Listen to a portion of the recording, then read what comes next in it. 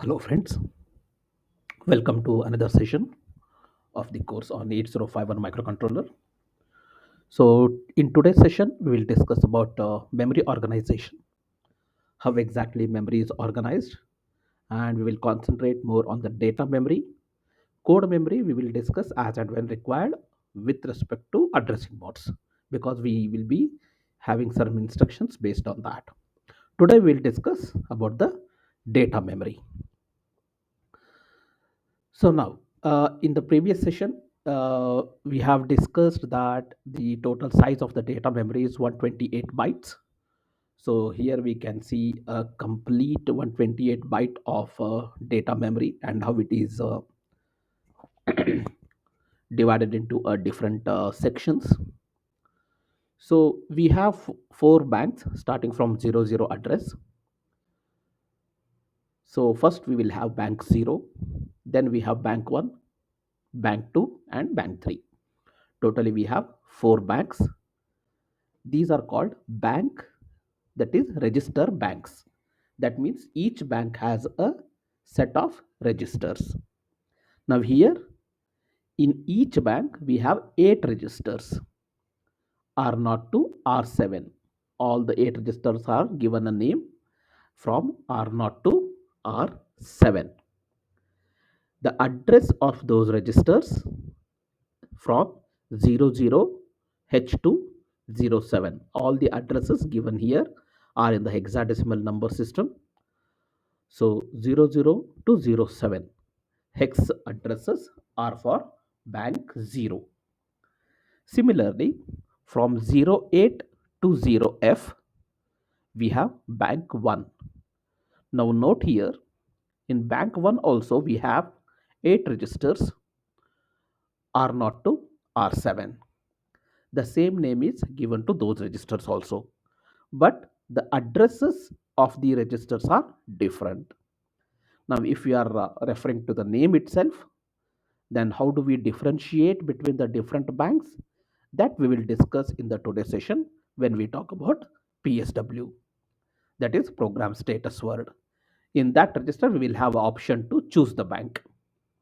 By default, on the power up or the reset, always bank 0 is selected by the controller. Then from address 10 to 17, we have bank 2, and 18 to 1F, we have bank 3. So totally there are 4 banks. Each bank is having 8 registers. So that makes it totally 32 general purpose registers. I repeat, we have 4 banks, bank 0 to bank 3. Each bank is having 8 registers. So totally there are 32 general purpose registers addressing from 00 to 1F. Okay. Now, after 1F, from 20 to 2F, another 16 bytes, we have bit addressable registers, or it is also referred as bit addressable locations, or bit addressable area, or bit addressable memory. Depending on the context, a different name will is given to that. We will be referring with the different names. Now, here, if you observe, when we discussed about the bank 0, we just said there are registers. All the registers of single byte, we already know that. All the registers are of 8 bit. Now, if you see at bit addressable area, the there is a addressing given for each bit also. Addresses are given for the byte also. That is from 20 to 2F, we have byte addresses. Each byte of a memory location is given one address. Other than that, each bit is also having a address. Starting from 00, it will go up to 7F. So that means totally this is 128 bits, 00 to 7F. So there are 127 bits in the addressable area. So these bits can be used by the programmer to indicate certain operations. It can be used And when we go for the programming, I will show you how to use that. Okay. And most of the instructions I'll be explaining there itself. How do we access these things? Okay. Also, I will be explaining you how the addressing is different. See, for example, here also we have 20 address, and here also we have 20 address. Now, how does a microcontroller differentiates whether I am addressing a byte register or it is I am addressing a bit of a memory? So that will be differentiated based on either instruction or operand that I will be discussing when I discuss about the instruction in detail again. Now, after these 16 bytes of bit addressable area from 20 to 2F, then from 30 to 7F, we have general purpose RAM, or it is also referred as a scratch pad. It is used for some intermediate data storage or some temporary data storage we can use this memory for. So that makes a total 128 byte of data memory starting from 00 to 7F. To summarize, we have four bank registers, each bank having 8 registers R0 to R7. Then we have 16 bit addressable registers. Bit addresses are from 00 to 7F. Then from 30 to 7F, that is 80 bytes, we have scratch pad or general purpose registers, general purpose RAM. Now, after 7F, up to 7F, it is a data memory. Always remember, data memory is referred only up to 7F. After 7F, from 80 onwards, we have special function registers. They are called as special function register. In the previous, some of the registers we have encountered, like TMOD, TCON. I also told you the full form of that: timer mode register, timer control register, power control register, like that. So we also know that there are four ports, and we also saw that there was a latch associated with each port. That means there is a register given there. So whatever the data we want to read or write to the port, that will be done through that register. So 80 is a address of P0 register, that is register associated with port 0, that is 80. Similarly, we have a registers for P1, P2 and P3 also. Some of the memory locations are not bit addressable and some are bit addressable. Now, if you see here, wherever the bit addresses are mentioned, they are all bit addressable. For example, if you see P0, the bit address is also given, byte address is also given. So that means this particular register is both bit addressable as well as byte addressable. When I say bit addressable and byte addressable, that means I can perform a read write operation on this register either byte wise, or I can also change each bit independently. Whereas the registers, for example, a stack pointer or a data pointer lower byte or data pointer higher byte, here we can see they are not bit addressable. We can manipulate the data here in this memory location only byte wise. Bit wise, we cannot manipulate the data there. Again, TCON timer control is a bit addressable, and remaining are not bit addressable. That is timer low, timer 0, low register, timer 1, low register, timer high, 0, timer 0, and high byte of timer 1. We'll encounter these registers when we do a timer programming. There. After 8F, from 90, we have P1. Then we have a SCON, that is for the serial control. Then we have a serial buffer register. Serial buffer register is not bit addressable. Then we have P2 at A0. You can see some of the gaps also in between because that will be left for the future purposes. Then we have interrupt enable register. So we have only 5 interrupts here. In the previous session, we have discussed that when we discussed about the features of the 8051. We saw that there are 5 interrupts, so only 5 bits are used for the interrupt enabling and disabling. And this one last bit, MSB bit, is for the global interrupt enable. Okay. We'll discuss that also when we come up to interrupt programming. Then we have a P3 bit addressable. Address is from P0 to P7.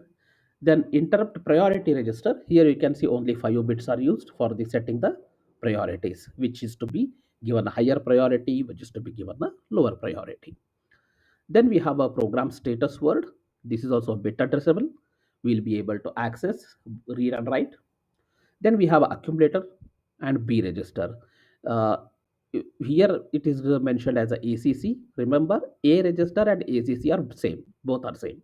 Register A or register ACC. Both are same. In some places, only for understanding that it is an accumulator, it is given a abbreviation as ACC.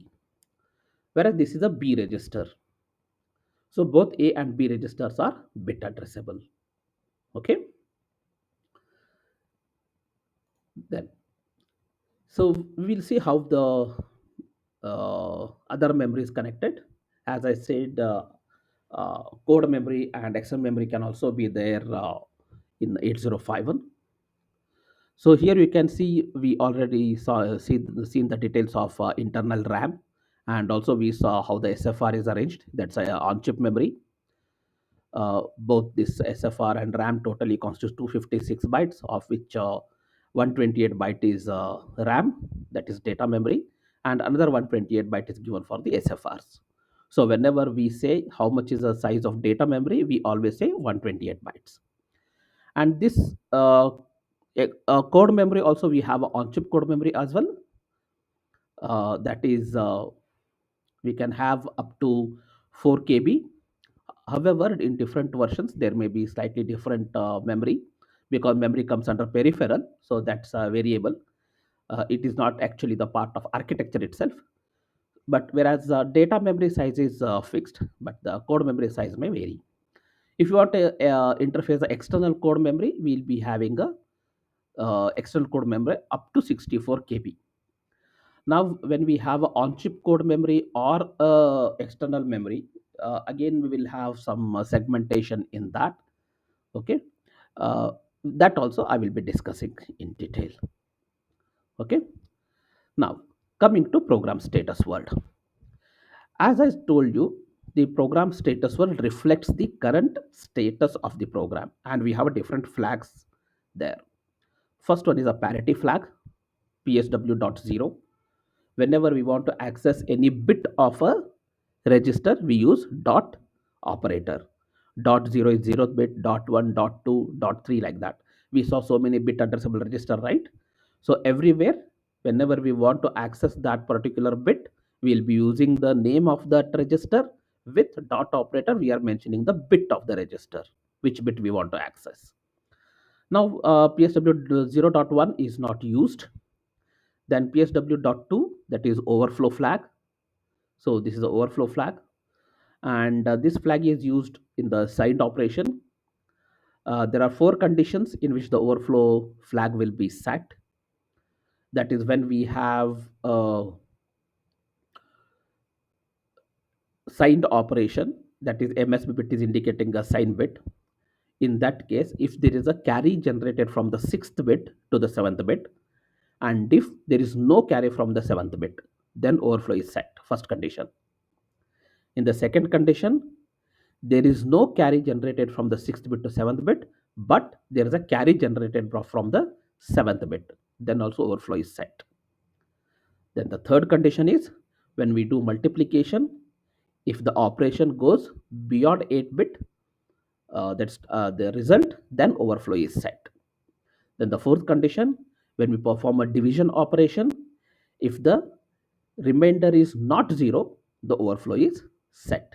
These are the 4 conditions when the overflow flag will be set in 8051. Then we have 2 bits, RS0 and RS1. These are register bank selection bits. Now, just now we saw that there are 4 different banks. So using these 2 bits, we can select the bank in which we want to operate. By default, it will be 00. So bank 0 is selected. If we set it as 01, then bank 1 will be selected. For 10, bank 2 is selected. And if it is 11, bank 3 is selected. So using these 2 bits, we will be able to select any of the 4 banks. And by default, it will be 00. So bank 0 is selected. Then F naught, this is for the user flag. User can use this flag bit for his own purpose. Then we have auxiliary carry. So this particular bit is set when there is a carry from the lower nibble to the higher nibble.